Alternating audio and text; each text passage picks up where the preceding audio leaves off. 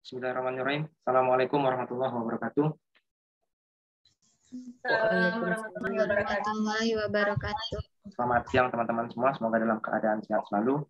Baik, ini kuliah perdana kita ya untuk mata kuliah kultur jaringan. Jadi untuk mata kuliah kultur jaringan ini diambil di semester genap ya, semester 4. Kemudian untuk tahun ini ya, untuk semester ini ada 3 kelas, kelas Agro A, B, dan C. Dan pengampunya ada Prof. Irfan, ada Prof. Warnita, Bapak Gustian, Pak Beni, Bu Dini, Pak Sutoyo, saya, dan Ibu Elara. Nah, khusus kelas B itu nanti akan diampu oleh Pak Gustian, Pak Beni, dan saya. Nah, untuk kuliah perdana selama kurang lebih 4 atau 5 kali pertemuan nanti dengan saya.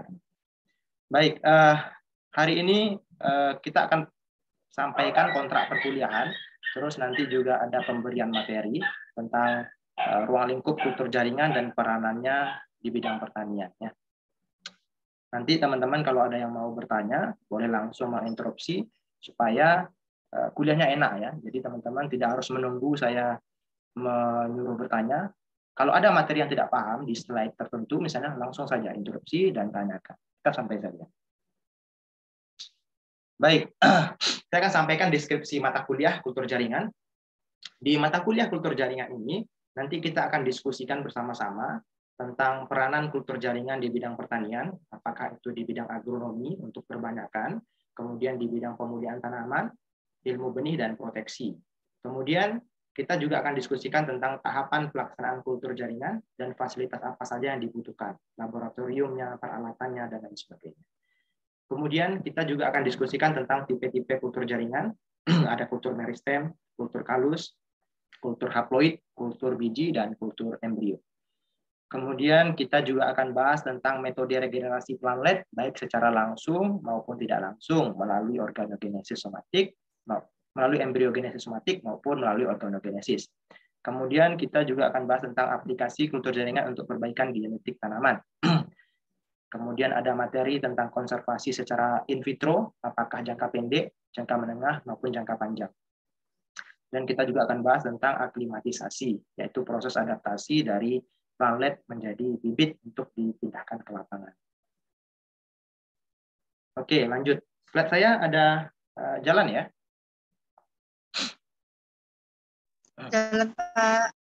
Oke, untuk capaian mata kuliah ya. Yang pertama diharapkan mahasiswa memahami peranan kultur jaringan di bidang pertanian, di bidang agronomi, pemulihan tanaman, ilmu benih, dan proteksi. Kemudian yang kedua, mahasiswa diharapkan memahami tahapan pelaksanaan kultur jaringan dan fasilitas apa saja yang dibutuhkan. Yang ketiga, mahasiswa diharapkan memahami tipe-tipe kultur jaringan, ada kultur meristem, kultur kalus, kultur haploid, kultur biji, dan kultur embrio. Yang keempat, mahasiswa diharapkan memahami metode regenerasi plantlet ya, baik secara langsung maupun tidak langsung, melalui organogenesis maupun melalui embriogenesis somatik. Yang kelima, mahasiswa diharapkan memahami aplikasi kultur jaringan untuk perbanyakan dan perbaikan genetik tanaman. Yang keenam, mahasiswa diharapkan memahami teknik konservasi secara in vitro, dan selanjutnya tentang aklimatisasi. Nah, jadi diharapkan setelah nanti teman-teman mengambil mata kuliah ini, teman-teman sudah bisa memahami manfaat kultur jaringan di bidang pertanian. Untuk apa saja ya. Ya, siapa tahu nanti ketika lulus dari mata kuliah ini tertarik untuk mendalami riset tentang kultur jaringan. Oke, ini rencana pertemuan kita ada 16 kali ya. 14 pertemuan itu materi ya, materi. Kemudian ada 2 pertemuan nanti untuk UTS dan UAS. Ya. Yang pertama, pekan pertama kita akan bahas tentang kontrak perkuliahan dan pendahuluan. Pekan kedua, kita akan bahas tentang peralatan laboratorium, seperti apa alat-alat yang dibutuhkan untuk teknik kultur jaringan, bagaimana sterilisasinya seperti apa, nah itu juga akan dibahas di pekan kedua ini. Kemudian di pekan ketiga kita akan bahas tentang preparasi dan komposisi media nutrisi untuk kultur jaringan, karena banyak ya, banyak medianya, tergantung jenis tanamannya. Pekan keempat kita akan bahas tentang tipe explant dan preparasi explant, apa saja jenis explant yang bisa digunakan dan bagaimana tahapan sterilisasinya. Pekan kelima kita akan bahas tentang perbanyakan in vitro, mikropropagasi dan tahapan mikropropagasi. Pekan ke-6 kita akan bahas masuk ke tipe kultur jaringan. Ada 3 yang dibahas di pekan ini, yaitu kultur meristem, kultur ujung tunas, dan kultur embrio atau embryo rescue ya untuk penyelamatan embrio. Pekan ke-7 kita akan bahas tipe kultur jaringan. Ada kultur mikrospora, ini untuk memproduksi tanaman dihaploid ya, dihaploid. Kemudian kultur kalus dan kultur suspensi sel, dan kultur biji.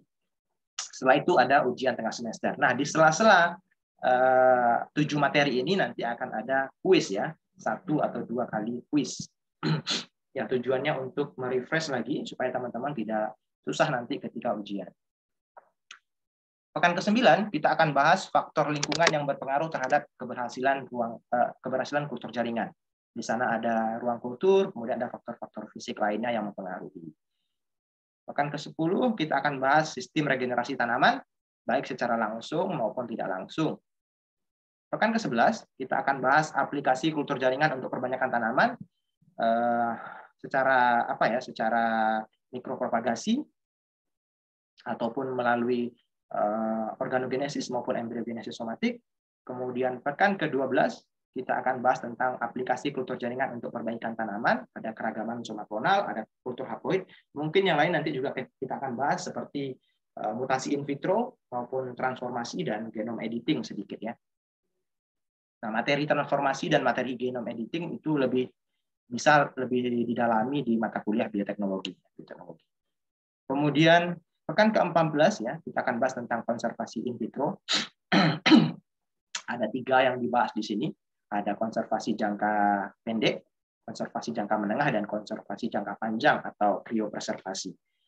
Pekan ke-15 kita akan bahas tentang aklimatisasi, bagaimana teknik aklimatisasi, media yang digunakan, tahapannya, dan faktor-faktor penentu keberhasilan aklimatisasi. Nah, ini penting ya. Pengetahuan tentang proses aklimatisasi sangat penting.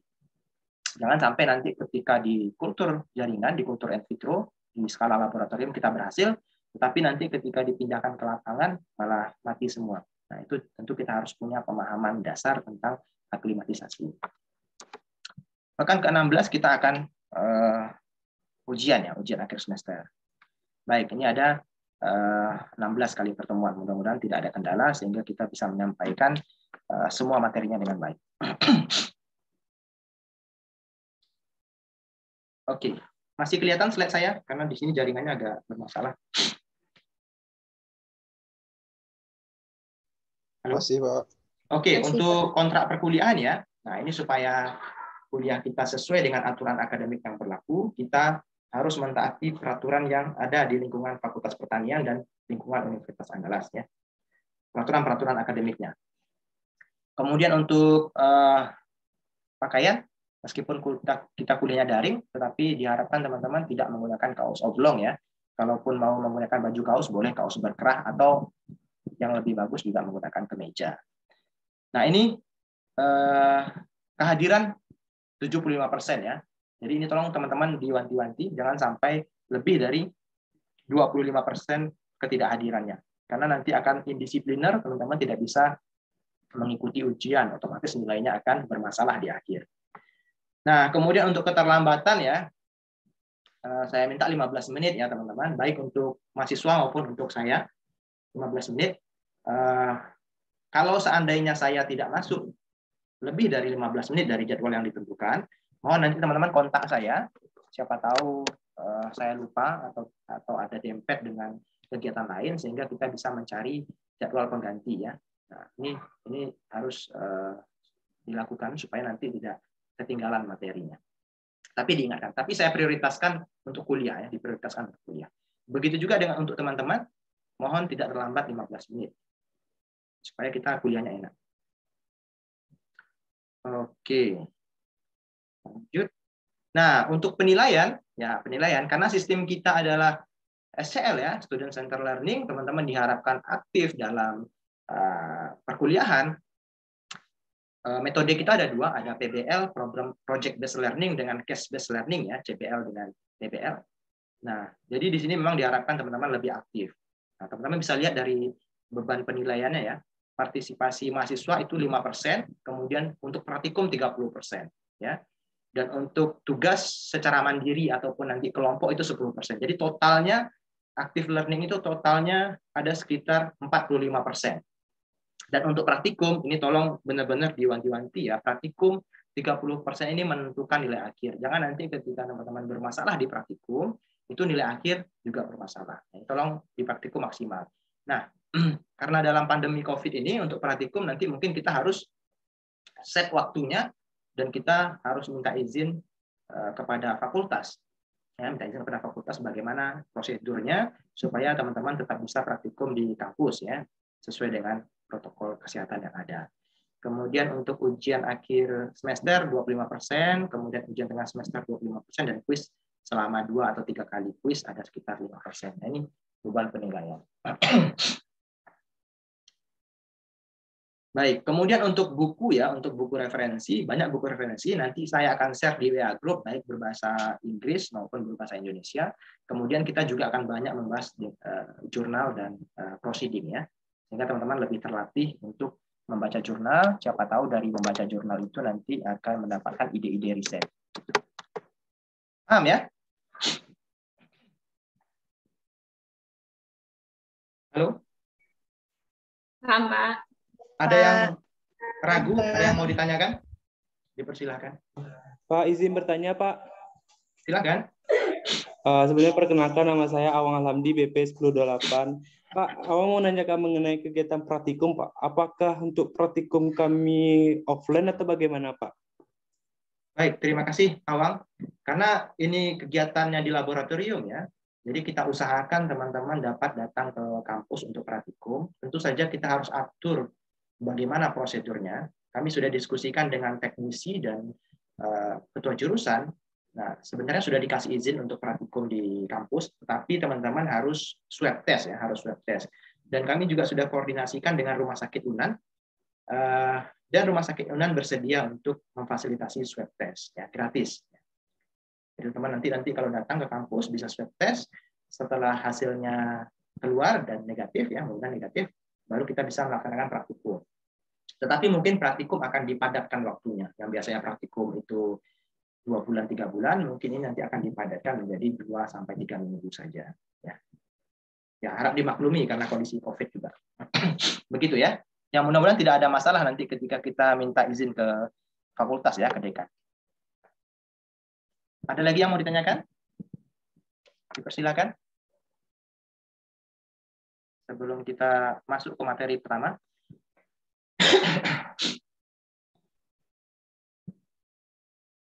Oke ya.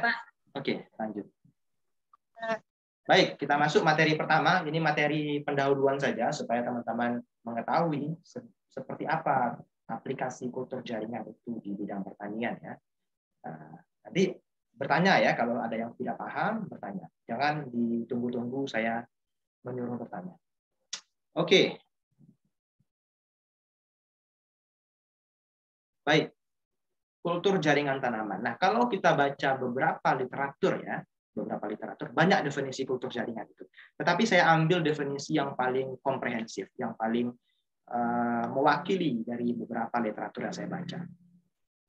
Kultur jaringan tanaman adalah teknik isolasi bagian tanaman, apakah itu protoplas, sel, jaringan, atau organ tanaman, dan menanam bagian tersebut pada kondisi yang terkendali, yang memungkinkan untuk bermultiplikasi atau tumbuh, berkembang biak, atau beregenerasi membentuk tanaman utuh pada keadaan aseptik. Nah, ini ada beberapa tulisan yang saya warnai ya. Ada kondisi yang terkendali, kemudian multiplikasi, beregenerasi, dan aseptik. Nah, konsep kultur jaringan itu sebenarnya mirip seperti perkembangbiakan vegetatif. Contohnya stek ya, ada stek batang, ada stek akar, kemudian ada stek daun ya, atau vegetatif yang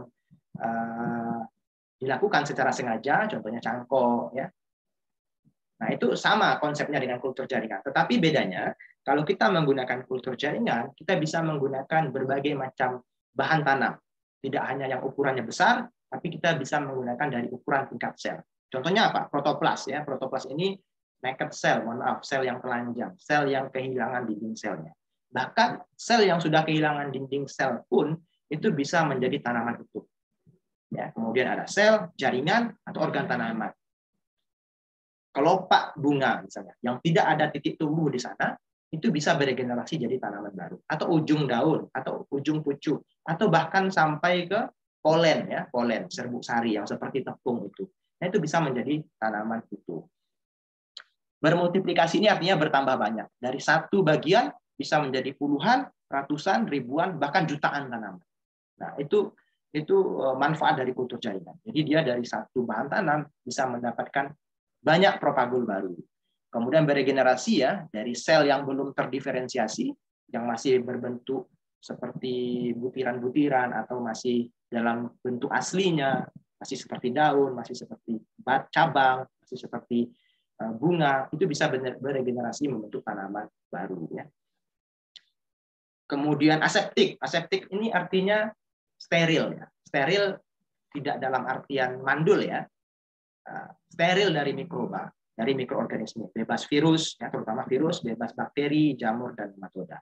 Nah, ini contoh gambarnya, teman-teman, ya. Jadi biasanya kalau kita nanam tanaman itu di media tanah, di dalam pot. Nah, kalau kultur jaringan kita nanamnya di media agar atau di media yang ada nutrisinya. Nah, ini contohnya, ya, di dalam botol, ya, dalam botol boleh kaca, boleh plastik, tetapi plastiknya plastik yang tahan panas, atau dalam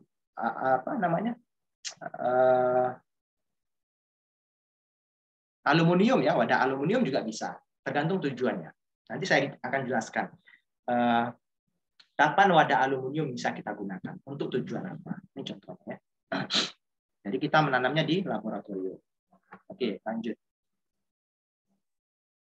Nah, ini karakteristik kultur jaringan, atau dikenal juga dengan kultur in vitro. Jadi nanti kalau teman-teman baca literatur, ada kultur in vitro, itu sama dengan kultur jaringan atau tissue culture.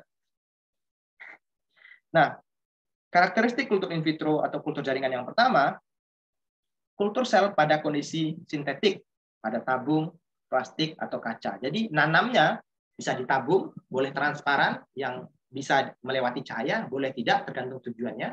Kemudian boleh menggunakan gelas kaca atau botol kaca, boleh menggunakan plastik dengan catatan kalau plastik itu harus tahan panas, ya, plastik tahan panas, karena nanti perlu sterilisasi terhadap wadahnya. Kemudian proses pertumbuhan sel atau tanaman secara sintetik di laboratorium, jadi tidak di alam terbuka, tapi di kondisi laboratorium yang keadaannya dikendalikan, apakah itu cahayanya, suhunya, nutrisinya, zat pengatur tumbuhnya itu diatur sedemikian rupa. Kemudian tercukupi media nutrisi, ya, jadi perlu penambahan unsur hara, terutama hara-hara esensial yang ada 16, ya, 16 kalau saya tidak salah, 16 unsur hara esensial itu harus tercukupi kebutuhannya. Nah, terbebas dari segala mikroorganisme, steril, nematoda, jamur, bakteri, dan virus. Kemudian lingkungan tumbuhnya terkontrol atau optimal, tadi sudah saya jelaskan, cahayanya, suhunya, ya, nutrisi, dan lain sebagainya. Kemudian pola perkembangan normal tanaman dapat dimodifikasi, ya. Yang awalnya mungkin tanamannya tumbuh dengan cepat, ini bisa kita modifikasi, diperlambat. Atau tanamannya yang jumlah tunasnya cuma satu, bisa kita perbanyak menjadi lebih dari satu. Nah, tentu dengan pengaturan lingkungan tumbuhnya. Kemudian kita juga bisa melakukan manipulasi pada genetik tanaman untuk perbaikan genetik. Biasanya ini dalam program pemulihan tanaman. Oke, nah ini contoh gambarnya. Ini kultur jaringan di wadah kaca, ya. Jadi tanamannya tumbuh di sini. Medianya bukan menggunakan media pasir, tetapi menggunakan larutan hara, apakah diperkaya dengan agar maupun tidak.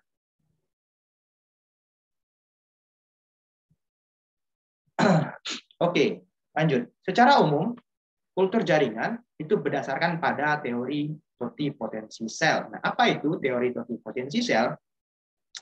Teori totipotensi sel itu menyatakan bahwa setiap sel tanaman mampu tumbuh dan berkembang menjadi tanaman lengkap jika diletakkan pada media dan lingkungan yang sesuai untuk dia tumbuh. Nah, ini contoh gambarnya. Teman-teman lihat di gambar pojok kiri, itu adalah gambar yang namanya kalus, ya. Kalus itu adalah sel yang belum terdiferensiasi. Sel yang belum tahu mau menjadi apa.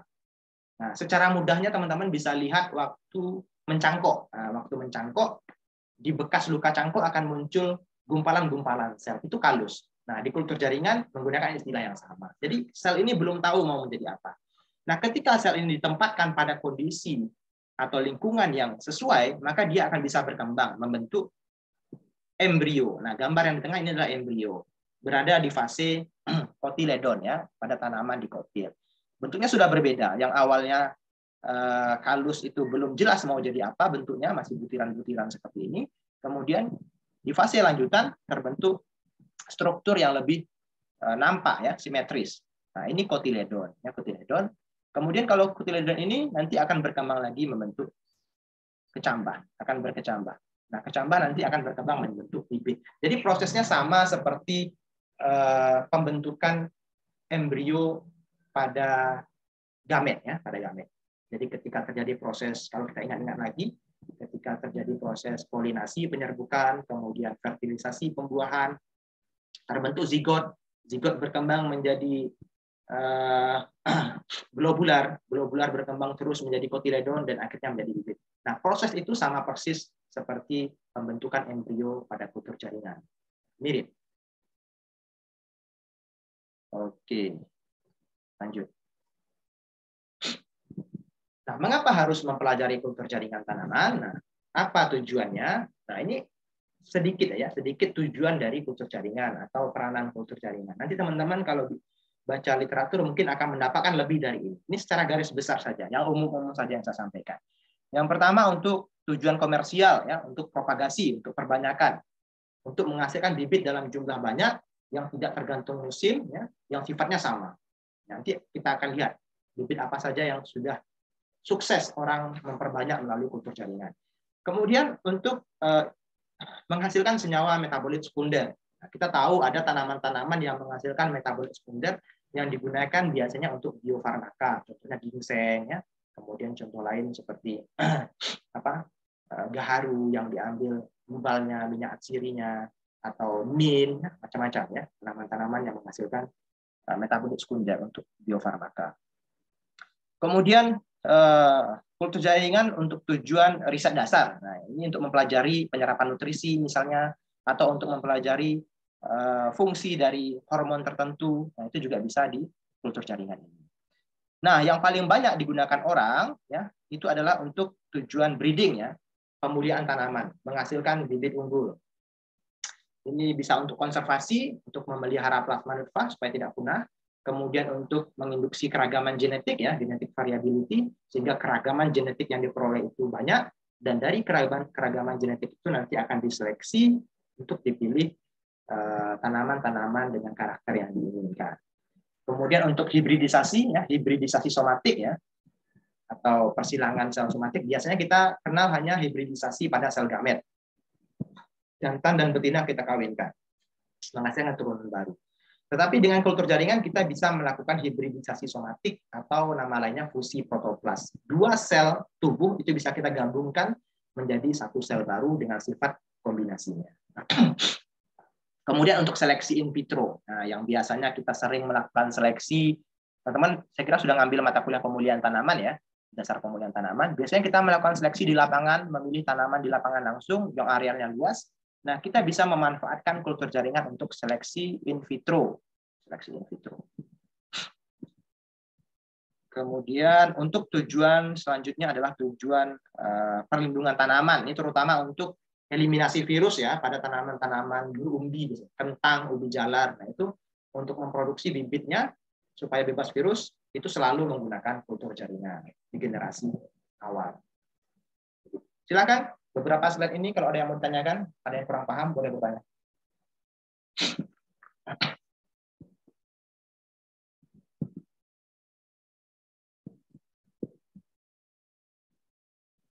Cukup? Cukup paham yang saya sampaikan? Cukup, Pak. Cukup, Pak. Oke. Nah, oke, kita bahas satu persatu ya. Yang pertama, aplikasi teknologi kultur jaringan untuk perbanyakan tanaman. Nah, teman-teman lihat ini, ada pisang ya, ada pisang. Nah, biasanya kalau kita di kampung kan masyarakat menanam pisang dari anakannya ya, dari tunas yang muncul dari umbi, dari kom atau dari kom ya, dari kom. Tetapi dengan kultur jaringan kita bisa memanfaatkan umbi tadi ya, umbi, kom tadi sebagai explant dan kita bisa menghasilkan banyak bibit. Nah, kalau satu pohon biasanya cuma satu atau enggak paling banyak 10 ya, 10 tunas yang muncul. Tapi kalau kita menggunakan teknik kultur jaringan, kita ambil umbinya atau jantung pisangnya, kemudian kita kulturkan, maka kita bisa menghasilkan sejumlah bibit yang banyak ya, bisa puluhan, ratusan, bahkan ribuan. Ini contohnya ya. Nah, waktunya cepat ya, waktunya cepat dan tidak tergantung musim. Yang paling penting adalah sifatnya sama dengan induknya. Nah, kenapa sifatnya sama dengan induknya? Karena kita ambil bagian sel tubuhnya, sel somatik. Teman-teman ingat lagi pelajaran biologi ya, bahwa pada sel tubuh atau sel somatik itu terjadi pembelahan mitosis. Nah, di mana pembelahan mitosis itu sifatnya akan sama dengan induknya karena tidak terjadi segregasi ya, tidak terjadi segregasi atau perubahan pada materi genetiknya, sehingga sifatnya akan sama. Nah, menguntungkan sekali. Ya, satu tetua unggul bisa kita perbanyak dalam waktu singkat, jumlahnya banyak dan sifatnya tetap sama, kecuali kalau terjadi variasi somaklonal ya yang tidak diharapkan. Itu lain cerita. Oke, lanjut. Kemudian aplikasi teknologi kultur jaringan untuk perbaikan genetik tanaman. Ini untuk peneliti-peneliti yang bekerja dengan breeding ya, dengan program pemulihan tanaman. Nah, ini contohnya pemanfaatan variasi somaklonal yang harusnya ini tidak kita inginkan, variasi somaklonal yang terjadi di kultur jaringan. Nah, ini bisa menjadi keuntungan tersendiri untuk menghasilkan varietas-varietas unggul baru. Nah, ini contohnya.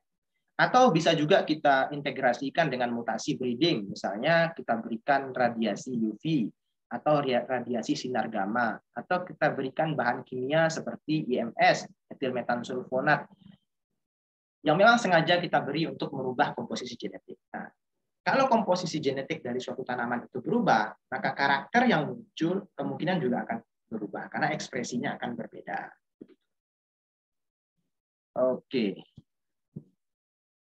Untuk transformasi, ya, maupun genome editing juga menggunakan teknik kultur jaringan ini sebagai alat bantu, ya, alat bantu. Nah, ini yang ketiga, aplikasi teknologi kultur jaringan untuk produksi metabolit sekunder. Ya. Nah, ada tanaman-tanaman yang harus kita rawat sampai tahunan sebelum kita panen. Apa contohnya? Ginseng ya, teman-teman. Ginseng itu bisa kita panen kalau saya tidak salah 3-5 tahun setelah tanam. Baru kita bisa mendapatkan metabolit sekunder yang ada di dalam umbi, di dalam akarnya, umbi akar.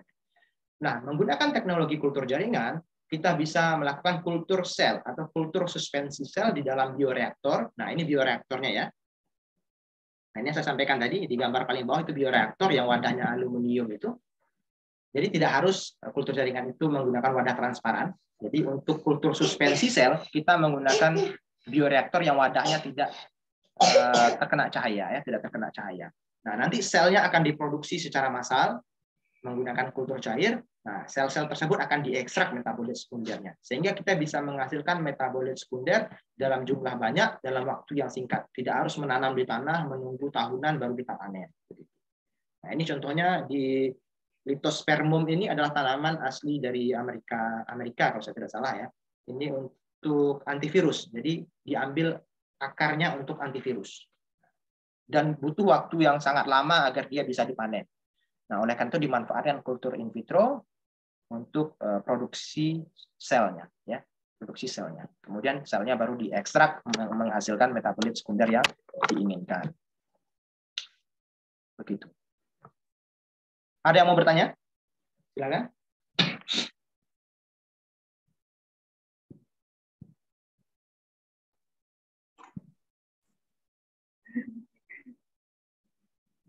Pak, izin nanya. Oke, silakan. Mengenai yang tadi Pak, yang sebelum ini, yang tadi tuh ada Pak yang variasi somaklonal. Kan pertama konsep kultur jaringan itu menghasilkan tanaman yang seragam. Untuk beberapa tujuan menghasilkan tanaman yang di pemulihan, bagian pemulihan ya Pak ya. Itu yang kata Bapak tadi itu yang dikasih sinar gamma atau mungkin di permainan di ZPT, itu yang dikasih perlakuan explant-nya atau medianya atau gimana Pak? Oke, good. Pertanyaannya, terima kasih Mela. Jadi tujuan awal kultur jaringan, kalau untuk perbanyakan kita ingin bibit yang seragam. Oleh karena itu kita tidak menginginkan adanya variasi yang muncul. Apakah itu variasi akibat variasi somaklonal maupun akibat mutasi ya. Nah, tetapi di bidang pemulihan tanaman, keragaman itu kita inginkan. Nah, keragaman itu kita inginkan. Bisa kita induksi, misalnya dengan pemberian zat pengatur tumbuh tertentu yang memicu pembelahan sel tidak terkendali. Akibatnya saat duplikasi kromosom terjadi kesalahan, terbentuk keragaman genetik yang baru. Atau contohnya biasanya apa, Pak? Bisa menggunakan kelompok auksin ya. Nanti teman-teman akan pelajari itu kelompok auksin 24D atau 2,4-D atau picloram. Ini kan auksin yang kinerjanya sangat aktif ya, yang kerjanya sangat aktif. Yaitu terjadi pembelahan sel yang cepat, tidak terkendali pembelahan selnya. Kemudian jika proses duplikasinya terjadi kesalahan, maka akan terjadi perubahan genetik pada turunannya. Begitu. Jadi bisa disebabkan oleh zat pengatur tumbuh, bisa disebabkan oleh memang diberikan mutagen. Contohnya, kalau zat pengatur tumbuh itu diberikan ke media ya. Kalau yang diberikan ke eksplan untuk perubahan genetik itu namanya mutagen. Mutagen bisa berupa radiasi, bisa UV, bisa sinar gamma, atau menggunakan IMS bahan kimia, macam-macam.